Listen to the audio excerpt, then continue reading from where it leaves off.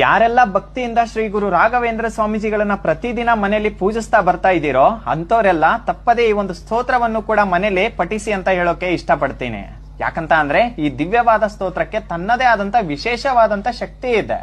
ಕೆಲಸ ಎಲ್ಲ ಬಿಟ್ಟು ಈ ಸ್ತೋತ್ರವನ್ನೇ ಪಠಿಸುತ್ತಾ ಮನೇಲಿ ಕುತ್ಕೊಳ್ಳಿ ಅಂತ ನಾನು ಹೇಳ್ತಾ ಇಲ್ಲ. ಅಂದ್ರೆ ಮಾಡೋ ಕೆಲಸದಲ್ಲೇ ಆಗಿರ್ಬೋದು, ನೀವೇನೋ ಬಿಸ್ನೆಸ್ ಮಾಡ್ತಾ ಇದ್ದೀರಾ ಅದರಲ್ಲೂ ಕೂಡ ಯಶಸ್ಸು ಸಿಗ್ಬೇಕು, ನಿಮ್ಮ ಮನೆ ಪರಿಸ್ಥಿತಿ ಕೂಡ ಸರಿ ಹೋಗ್ಬೇಕು, ಮನೆ ಏಳಿಗೆ ಆಗ್ಬೇಕಂತ ಅಂದ್ರೆ ಈ ಒಂದು ಸ್ತೋತ್ರವನ್ನು ಸಹ ರಾಯರ ಮೇಲೆ ಭಕ್ತಿನ ಇಟ್ಟು ಈ ಒಂದು ಸ್ತೋತ್ರವನ್ನು ಸಹ ಪೂಜಾ ಸಮಯದಲ್ಲಿ ಪಠಿಸಿ ಅಂತ ಹೇಳಕ್ ಇಷ್ಟಪಡ್ತೀನಿ. ಆ ಸ್ತೋತ್ರ ಏನು ಅಂತ ಅಂದ್ರೆ, ಯೋ ಭಕ್ತಾಯಿ ಗುರು ರಾಘವೇಂದ್ರ ಚರಣ ದಂ ದಂ ಸ್ಮರಣ್ಯ ಪಠೇತ್ ಸ್ತೋತ್ರಂ ವಿದ್ಯಮಿದಂ ಸದಾ ನಹಿ ಭವೇತ್ ತಸ್ಯ ಸುಖಂ ಕಿಂಚನ ಕಿಂತ್ವಿಷ್ಟಾರ್ಥ ಸಮೃದ್ಧಿರೇವ ಕಮಲನಾಥ ಪ್ರಸಾದೋದಯಾತ್ ಕೀರ್ತಿದ್ರಿ ದಿಗ್ವಿತ ವಿಭೂತಿರತುಲ ಸಾಕ್ಷಿ ಅಯಾಸ್ತೋತ್ರ ಹಿ.